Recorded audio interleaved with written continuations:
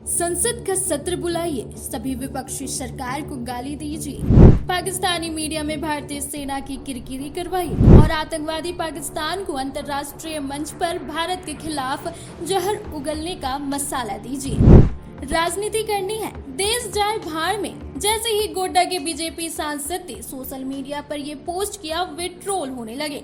Cease fire होते ही उन्होंने पहले इसे मोदी की जीत बताया था, मोदी है तो मुमकिन का नारा दिया था, लेकिन जैसे ही रात में पाकिस्तान की ओर से सीज फायर का उल्लंघन हुआ, उनके सुर बदल गए, पूछ और दुम की बात करने लगे।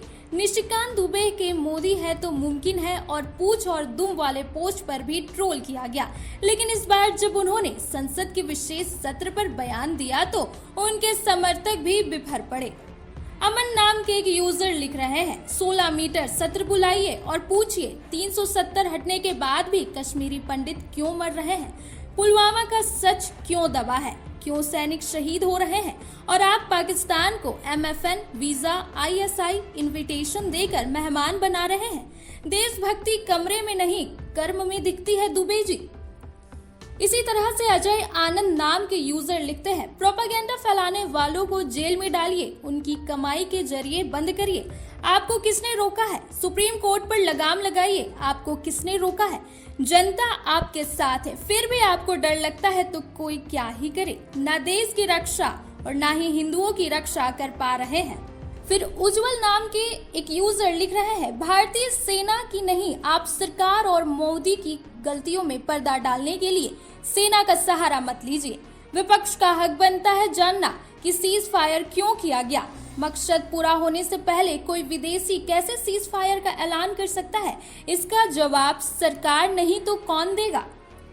इसी तरह से एक और यूजर लिख रहे हैं, ये भी राजनीति कर रहे हैं क्या? मोदी भक्ति से देशभक्ति को ऊपर रखो। कार्तिक नाम के यूजर लिख रहे हैं, दुबे जी लगता है नरेंद्र मोदी से उब गए हैं, बहकी बहकी बातें करने लग गए हैं। इसी तरह ट्रोल करते हुए एक और यूजर लिख रहे हैं, किरकिरी तो सरकार ने करवाई है, घुटने पर ला दिया, अब जवाबदेही तय होगी। देश को जवाब चाहिए कि क्यों देश का मनोबल अमेरिकी हाथों में बेच दिया गया। आपने देखा कि किस तरह से निशिकांत दुबे को ट्रोल किया जा रहा है। वहीं पहलगाम हमले के बाद निशिकांत दुबे ने अपने एक बयान में कहा था कि पाकिस्तान के 4 टुकड़े होंगे। दरअसल राहुल गांधी ने संसद के विशेष सत्र बुलाने की मांग की थी, जिसके बाद निशिकांत दुबे ने सोशल मीडिया एक्स पर पोस्ट लिखकर इसकी आलोचना करने की कोशिश की, लेकिन इस पर उनके समर्थकों में गुस्सा नजर आया और उन्हें ट्रोल करने लगे और सरकार से सवाल पूछने लगे। यूजर में निशिकांत दुबे के प्रति भारी गुस्सा देखा जा सकता है।